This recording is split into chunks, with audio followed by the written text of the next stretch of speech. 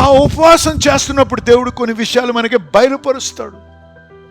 నీవు ఆ విధంగా చేశావు, ఈ విధంగా నా వాక్యానికి విరుద్ధంగా నడిచావు, ఆ సమయంలో నువ్వు ఇది చేసావు అని ఎప్పుడైతే దేవుడు బయలుపరచ, దాని అర్థము దేవుడు నిన్ను ప్రేమిస్తున్నాడు కాబట్టి బయలుపరచు. ఎందుకు? నువ్వు పశ్చాత్తాపడతావని. నేను పశ్చాత్తాపడతాను. పడినప్పుడు దేవుని క్షమాపణ కోరి ఆ క్షమాపణ నేను పొందగలను. హల్లెలూయా. చూసారా, ఉపవాసం చాలా ప్రాముఖ్యమైన అంశం క్రైస్తవుని జీవితంలో.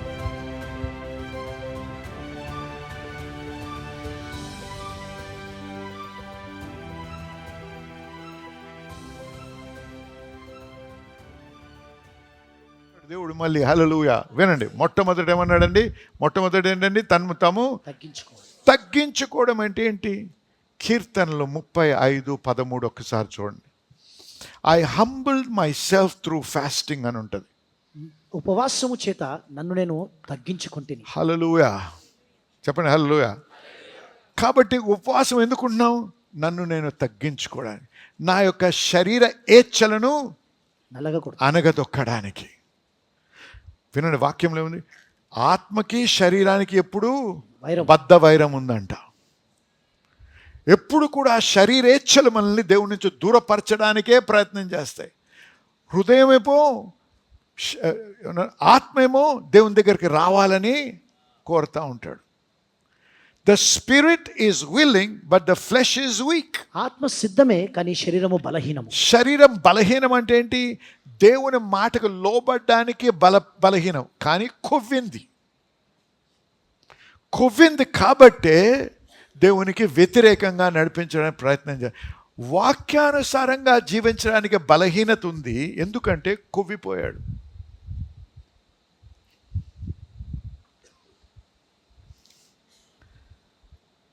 లావుగా ఉన్న వ్యక్తులు ఉంటారు, ఎవరిని విమర్శించారు. ఒక ఉదాహరణ చెప్తాను. లావుగా ఉండి ఉన్నంత మాత్రాన బలంగా ఉన్నాడని గ్యారంటీ ఉందా? లేదు. లావుగా ఉన్నా బలము లేకుండా ఉండొచ్చు. ఆ బలహీనత గురించే మాట్లాడుతున్నావు. నువ్వు లావుగా ఉండి ఎందుకు లావయ్యావు? కొవ్వెక్కువైంది నీకు. ఎవరిని విమర్శించారు? ఉన్న సహజం మాట్లాడుతున్నావు, అవునా కదా? నేను చెప్పే సత్యం అయితే ఆమెను చెప్పండి. కొవ్వెక్కువైంది కాబట్టే లావుగా ఉన్నావు. ఇక్కడ శరీరేచ్ఛల కొవ్వెక్కువైంది, అందుకే దేవునికి దూరస్తులుగా, దేవునికి విరుద్ధంగా నడుస్తున్నాం మనం. గర్వము, కొవ్వు ఏం చేస్తుంది? గర్వాన్ని సృష్టిస్తుంది. నాకే అన్నీ తెలుసు, నీకేం తెలుసు అనేటువంటి గర్వం. అందుకే దేవుడు గర్వమును, గాడ్ హేట్స్ ద ప్రైడ్. గర్విష్ఠులను దేవుడు దూరపరుస్తాడు. విరిగి నలిగిన హృదయం కలిగిన వారి యొక్క ప్రార్థన ఆలకించే దేవుడు. కాబట్టి నాకు తెలియకుండానే కొవ్వెక్కుతూ ఉంటుంది. మనం సాధారణంగా ఏమనుకుంటామంటే, అబ్బా చాలా లావు ఉన్నాడు ఈ వ్యక్తి, కాబట్టి ఏమైనా హెల్త్ ప్రాబ్లమ్స్ వస్తాయి. ఇది బయటకు కనపడే కొవ్వు, కానీ ఇంకొక కొవ్వు ఉంది మనకు కనపడదు. ఏంటో తెలుసా? అది విసరల్ ఫ్యాట్ అంటారు దాన్ని. విసరల్ ఫ్యాట్ అనేది ఏంటంటే, ఆ కొవ్వు మన ఆర్గన్స్ మీద ఫామ్ అవుతాయి, అవయవాల మీద, కిడ్నీస్ మీద, మరి అటువంటి అవయవాల మీద తయారవుతాయి. అది మామూలు కొవ్వు కంటే భయంకరమైన కొవ్వు. కనపడని కొవ్వే భయంకరమైన కొవ్వు. హల్లెలూయా వింటున్నారు కదా నేను చెప్పేది? మనకు కనపడదు మనం కొవ్విపోయామని, ఏది? శరీరేచ్ఛల ద్వారా. కానీ పరిశుద్ధాత్ముడు కనపడుతుంది. అందుకే నీకు విసరల్ ఫ్యాట్ ఉందా లేదంటే డాక్టర్లు చూసి చెప్పలేరు, ఒక మెషిన్ మీద ఎక్కమంటారు. ఆ మెషిన్ కనుక్కోగలదు, అలాగే పరిశుద్ధాత్ముడు కనుక్కోగలడు. అందుకే ఉపవాసం అవసరం. ఆ ఉపవాసం చేస్తున్నప్పుడు దేవుడు కొన్ని విషయాలు మనకి బయలుపరుస్తాడు. నీవు ఆ విధంగా చేశావు, ఈ విధంగా నా వాక్యానికి విరుద్ధంగా నడిచావు, ఆ సమయంలో నువ్వు ఇది చేసావు అని ఎప్పుడైతే దేవుడు బయలుపరచ, దాని అర్థము దేవుడు నిన్ను ప్రేమిస్తున్నాడు కాబట్టి బయలుపరచ. ఎందుకు? నువ్వు పశ్చాత్తాపడతావని. నేను పశ్చాత్తాపడతాను. పడినప్పుడు దేవుని క్షమాపణ కోరి ఆ క్షమాపణ నేను పొందగలను. హల్లెలూయా. చూసారా, ఉపవాసం చాలా ప్రాముఖ్యమైన అంశం క్రైస్తవుని జీవితంలో. ఏ వ్యక్తి అయినా సరే దేవుని కొరకు ఏదైనా మహత్కార్యం చేసిన వ్యక్తిని చూడండి. గొప్ప గొప్ప వ్యక్తులు ఉన్నారు. ప్రతి ఒక్కరూ కూడా, స్త్రీలైనా పురుషులైనా, దేవుని నామం కొరకు జీవించిన వారు, సంఘాలని కట్టిన వారు, దేవుని రాజ్యాన్ని కట్టిన వారు, ఎవరి జీవితాన్ని చూసినా మీరు ఎవరినైనా గమనించండి, ఉపవాసము లేకుండా లేనటువంటి వారు లేరు. ఉపవాస ప్రార్థనకి చాలా ప్రాముఖ్యత ఇచ్చారు వారు. వారి జీవితాలని బట్టి వాక్యమును చూసి మనము మన జీవితాన్ని సరిదిద్దుకోవాలి. నమ్మిన వారు ఆమేన్ చెప్పండి. మొదట మనల్ని మనం తగ్గించుకోవాలి. రెండోది ఏంటండి? ప్రార్థన చేయాలి. మీ ప్రార్థన జీవితం కూడా చాలా ప్రాముఖ్యం. ఎంత ప్రార్థన చేస్తున్నారు? ఏ రకమైన ప్రార్థన చేస్తున్నారు? స్వార్థపరమైన ప్రార్థనలా, నీ కోరికలే చెప్తున్నావా, నీ బాధలే వ్యక్తపరుస్తావా, లేకపోతే నీ ఆత్మీయ పురుషుడు బలపడేటట్టు భాషలలో ఎక్కువగా ప్రార్థన చేస్తున్నావా? భాషలతో ప్రార్థన చేయటం ద్వారా మన అంతరంగ పురుషుడిని మనము బలపరుచుకుంటాం. అప్పుడేమవుద్ది? మన ఆత్మ బలపడి మన శరీర ఏచ్ఛలు తొక్కబడి మనం ఇప్పుడు దేవునికి అనుకూలముగా, దేవుని వాక్యానుసారంగా జీవించడానికి కావలసిన బలము, స్తోమత దేవుడు మనకు అనుగ్రహిస్తాడు. ఎలాగా? మనం ఎక్కువగా భాషల్లో ప్రార్థన చేయటం ద్వారా. అర్థమైన వారు ఆమేన్ చెప్పండి ఒకసారి. చాలా ప్రాముఖ్య విషయాలు చెప్తున్నాను మీకు, జాగ్రత్తగా వినండి, మళ్ళీ వినండి వాక్యం. ప్రార్థనకే ప్రాముఖ్యత ఇవ్వాలి. 10 నిమిషాలు, అరగంట సరిపోదు. మినిమం 1 గంట సేపు. ఏంటి? మన అవసరాలు చెప్పడం కాదు, మన బాధల గురించి కాదు, భాషలతో మాట్లాడడం. చెప్తాను వినండి. ఎప్పుడైతే మన అంతరంగ పురుషుడు బలపడతాడో మనము దేవుని స్వరం వినడానికి ఇంకా అనుకూల పరిస్థితిలోకి వస్తాం. దేవుని స్వరము విని దేవుని నడిపింపుకి మనము ఇంకా అనుకూలముగా మనం ఏర్పరచబడతాం. మనం ఆ పొజిషన్ మారుతుంది. దానివలన మనము ఎదుర్కొనే సమస్యలు దేవుని జ్ఞానము ద్వారా, దేవుడి బలము ద్వారా, ఆ ధైర్యం ద్వారా ఓడించగలం.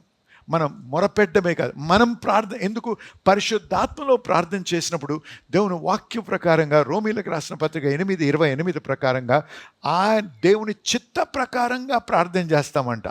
ప్రే according to the will of God. దేవుని చిత్తానుసారంగా ప్రార్థన.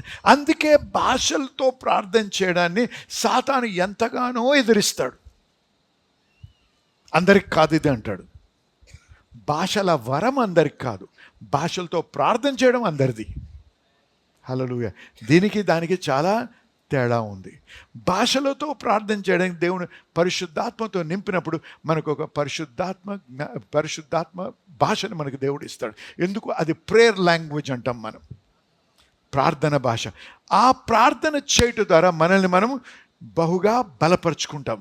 నువ్వు ఏ దేవుని భక్తుని అన్నా, దేవుని యందు బలముగా జీవిస్తూ జయకరమైన జీవితం జీవించిన ఏ వ్యక్తి గురించి నువ్వు ఆలోచించినా వారు ప్రార్థన పరులై ఉంటారు.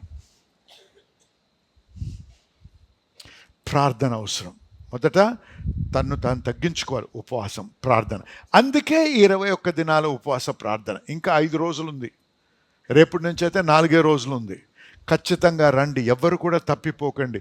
దేవుడు మనల్ని దీవించని ఉన్నాడు. మనకి బహు గొప్ప బాల్ పెరజం అనుభవంలోకి నడిపిస్తాడు దేవుడు మనల్ని. హల్లెలూయా. కానీ మనము చేయాల్సిన పాత్ర మనము వహించాలి. మనము చేయాల్సిన క్రియలు మనము చేయాలి. మనల్ని మనం తగ్గించుకోవాలి, ప్రార్థన చేయాలి. మూడవది ఆయన్ని వెతకమంటాడు. దేవుణ్ణి వెతుకుట అంటే దేవుణ్ణి తెలుసుకోవాలని. దేవుణ్ణి తెలుసుకోవాలంటే ఎలా తెలుసుకోగలం? 2-3 విధాలుగా. ఒకటి, ఇప్పుడు నేను ప్రసంగం చేస్తాను, వాక్యం చెప్తున్నాను, బోధిస్తున్నాను మీకు. దానివలన మీరు కొన్ని విషయాలు తెలుసుకుంటున్నారు. అది చాలా ప్రాముఖ్యమైన విషయం. కానీ అది సరిపోదు. మనంతటా మనము కూడా దేవుని వాక్యం చదవడం నేర్చుకోవాలి. ఎంతమంది మీలో మార్కు సువార్తను పూర్తి చేశారండి? హల్లెలూయా. ఇప్పుడు కొత్త అసైన్మెంట్ ఇస్తున్నా. రేపటి నుంచి 4 రోజులు ఉంది. రోమీలకు రాసిన పత్రిక 16 అధ్యాయాలు ఉన్నాయి. 4 అధ్యాయాలు రోజుకి.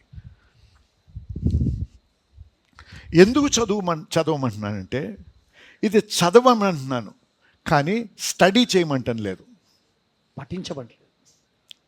లోతుగా వెళ్ళమంటం లేదు, చదవమని. ఎందుకంటే చదువుట ద్వారా ఒక వ్యక్తిని ఆయన యొక్క గుణశీలత, ఆయన ఏ విధంగా మనుషులతో ప్రవర్తిస్తాడు, ఆయన ఉద్దేశం ఏంటి, ఆయన దేని ప్రేమిస్తాడు, దేన్ని ద్వేషిస్తాడు, దేవుని ఏ విధంగా ప్రార్థనలు ఆలకిస్తాడు, ఆయన గురించి తెలుసుకోవాలంటే నేను అన్వేషించాలి,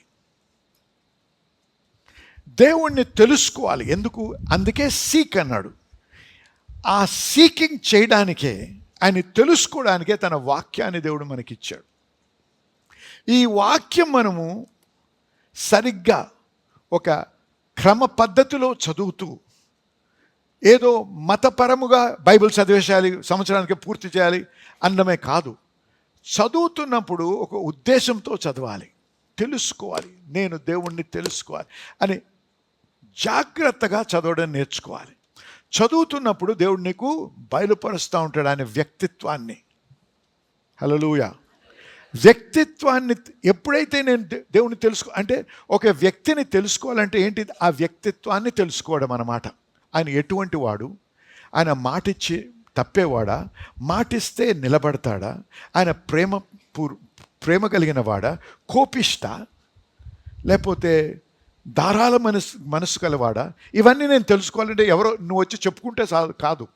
నేను మంచివాడిని అంటే నువ్వు నమ్ముతావా? నమ్మవు. కానీ అనుభవిస్తే ఆయన గురించి నువ్వు ఏదైనా పుస్తకంలో వేరే వాళ్ళు రాసింది, ఆయన ఎటువంటి వాడు, అది చదివినా ఆయన గురించి మీరు తెలుసుకుంటారు. అవునా కాదా? అలాగే దేవుడు పరిశుద్ధాత్మ ద్వారా అనేకుల ద్వారా లిఖించాడు ఆ పుస్తకాన్ని మన కొరకు. ఎందుకు? ఆయన గోజాడడానికి, ఆయన తెలుసుకోవడానికి. సీక్ అన్నాడు. కాబట్టి వినండి, 4వ విషయంకి వెళ్ళి మళ్ళీ 3వ దానికి వద్దాం. 4వది ఏంటి? Turn away from your wicked ways. చెడు మార్గముల నుంచి విడిచిన ఎడల. చాలా మట్టుకు మనం ఏం చేస్తామంటే అనేక సార్లు ఈ వచనాన్ని తీసుకొని, ఏది 2 దినవృత్తాంతాలు 7:14, ఎప్పుడు పాపం గురించే మాట్లాడతాం. ఆగండి, నిజమే, అది పాపం నుంచి మనము ఏం చేయాలి? టర్న్ అవే, విడిచిపెట్టాలి. టర్న్ అవే అంటే ఏమన్నాడు? వెనుతిరగమన్నాడు. ఆగండి, ఇప్పుడు వెనుతిరగడం, నేను చేయను, నేను చదవను, నేను అక్కడికి వెళ్ళను అంటే సరిపోదు. ఎందుకంటే మళ్ళీ శోధన రాగానే వెళ్ళిపోతావు. ఒక ఉదాహరణ చెప్తాను. చిన్నపిల్లలు ఉన్నారనుకోండి ఇంట్లో, ఎవరో మనల్ని కలవడానికి వచ్చినప్పుడు వాడికి సరైన డిసిప్లిన్ అనుకుందాం. మీ పిల్లల గురించి నేను మాట్లాడేది, ఇతరుల గురించి. పక్కన అడిగాను, మీ పిల్లల గురించా అని అడగండి. సరే, అయితే ఈ చిన్నపిల్లను వాడికి డిసిప్లిన్ లేదు. నన్ను విజిటర్స్ వచ్చారు, మాట్లాడుతాను, సోఫా మీద కూర్చున్నాం, వాడు ఆ సోఫా మీద ఆ సోఫా దుంకుతున్నాడు, ఇక్కడ నుంచి చైర్ తీసి అక్కడ నూకుతున్నాడు. నవ్వుతున్నారు. మీ ఇళ్ళల్లో జరుగుతుందో ఏమో మరి నాకు తెలియదు. ఆడే రిమోట్ వాడి చేతిలోనే ఉంటుంది. ఏసీ ఆపుతుంటాడు, ఆన్ చేస్తుంటాడు, టీవీ ఆన్ చేస్తాడు, టీవీ తిప్పేస్తాడు, అది చేస్తాడు. చెయ్యొద్దు బాబు అంటే వినడు. ఆడికి తెలుసు తప్పని, చెయ్యొద్దు అని నువ్వు చెప్పినా చేస్తూ ఉంటాడు. అదే నీకు భరించలేక ఏం చేస్తావు? ఇదిగో ఈ ఫోన్ తీసుకో అంటావు, ఆ గేమ్స్ ఆడు అంటావు. ఏం చేస్తాడు? అవన్నీ మానేసి turn away from something, turn towards something. ఏం చేసాం?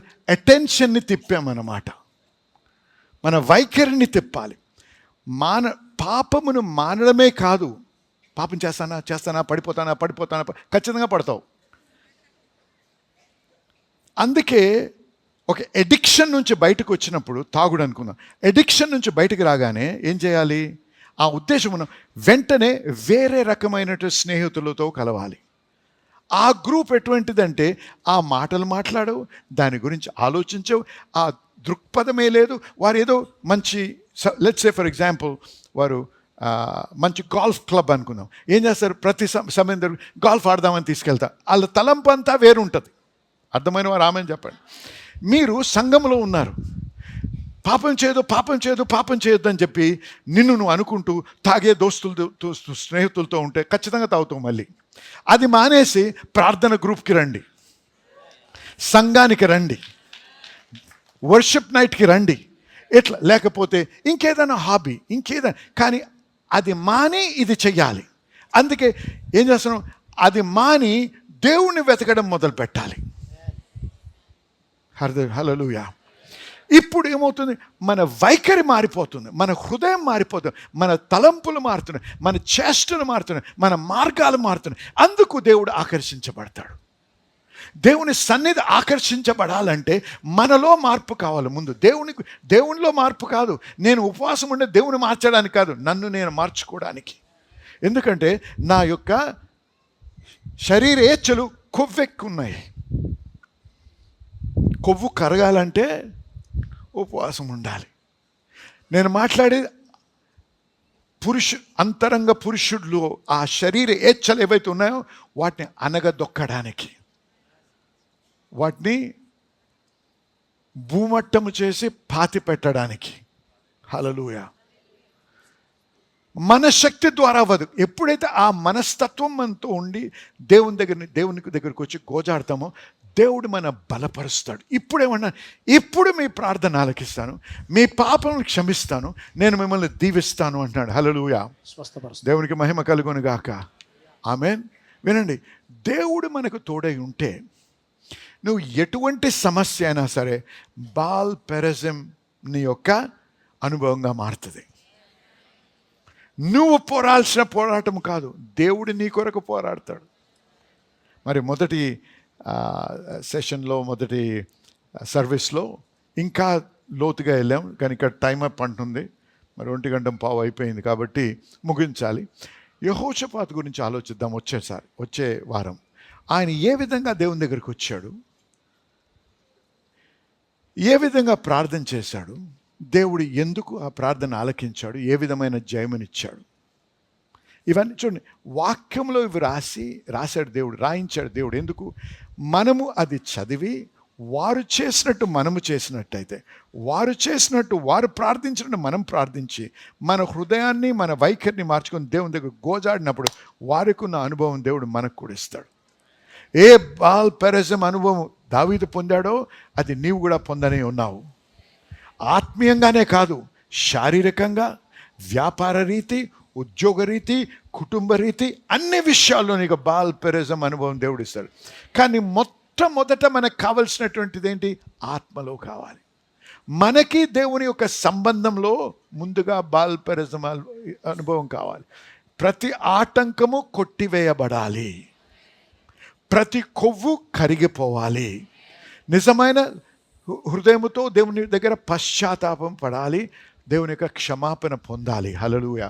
ఇప్పుడు దేవుణ్ణి గోజాడుతూ వెంబడిస్తూ దేవుని వెంట పరిగెట్టాలి. దేవుడే ప్రథమముగా ఉండాలి మన జీవితంలో. హల్లెలూయా. దేనిని కూడా దేవుని కంటే ఎక్కువ ప్రేమించకూడదు, దేవుని కంటే ఎక్కువ ప్రధాన స్థానం ఇవ్వకూడదు. దేవుడికే మన హృదయాన్ని అర్పించాలి.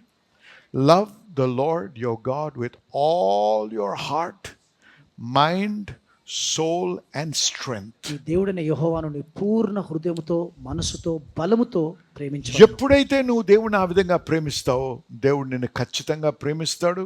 నీ అవసరాలు తీర్చడమే కాదు, నువ్వు అడగనటువంటి దీవెనలు కూడా నీకు దేవుడు అనుగ్రహిస్తాడు. హల్లెలూయా. ఇంతవరకు విన్నటువంటి వాక్యంని బట్టి మీరు ఎంతగానో దీవించి ఆశీర్వదించబడ్డారని నమ్ముతున్నా. మరి మన దేవుడి యొక్క వాక్యం చూసినట్లయితే దేవునికి అసాధ్యమేది ఏది లేదు. మనము అనేక కష్టాలు, లేకపోతే అనారోగ్యాలు, లేకపోతే అనేక అవగతవకలు ఎదుర్కొంటా ఉంటాం. మన దేవుడు అద్భుతాలు చేసే దేవుడు. కాబట్టి మీ కొరకు, మీ స్వస్థత కొరకు, మీ యొక్క ఇబ్బంది నుంచి విడుదల కోసం ప్రార్థించాలని ఆశిస్తున్నా. దయచేసి నాతో ఏకీభవించేటప్పుడు మీ చేయి ఒకటి కివి మీద పెట్టండి, ఒక చేయి మీకు ఎక్కడ బాధ ఉందో అక్కడ పెట్టండి. లేకపోతే కోర్టు కేసు అయితే ఆ పేపర్ తంటి ఆ పేపర్ మీరు చేయబెట్టండి. లేకపోతే ఇంకేదైనా అంశం అయితే దాని విషయంలో మీరు చేయించండి. ఇదంతా ఏంటంటే మనం విశ్వాసాన్ని విడుదల చేసే పద్ధతి.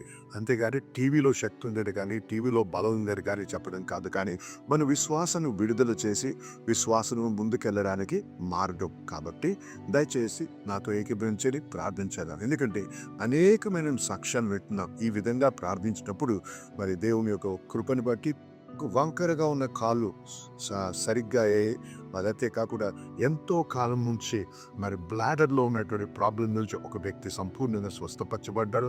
క్యాన్సర్ నుంచి, ఎయిడ్స్ నుంచి, రకరకాల మరి రుగ్మతల నుంచి విడుదల పొందిన వారు సాక్ష్యాలు మేము వింటా ఉన్నాం. కాబట్టి ఈరోజు ఇది మీ తన, ఇది మీ సమయం, మీరు స్వస్థపరచబడే సమయం. కాబట్టి దయచేసి నాతో ఏకీభవించే పరిశుద్ధ దేవుడు మీకు వందనాలు చెల్లిస్తున్నాను.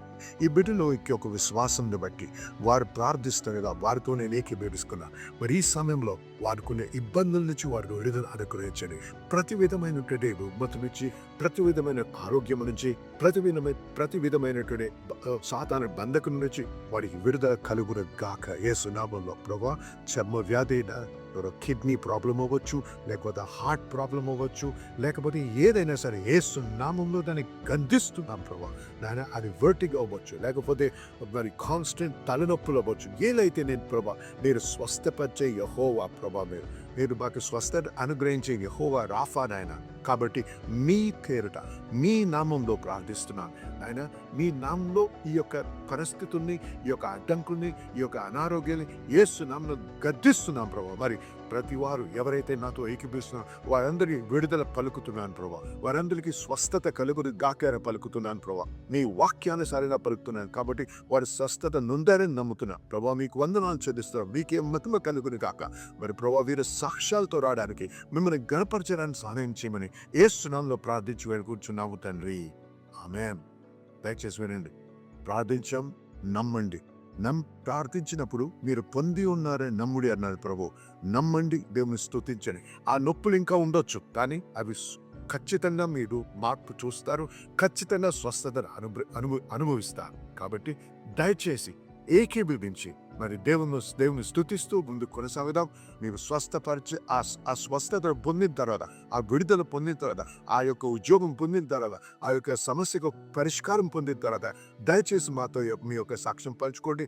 మీతో కలిసి మేము సంతోషించాలని, దేవుని కనపరచాలని ఆశిస్తున్నాం. దేవుని మేము బహుగా దీవించుగాక. ఆమేన్.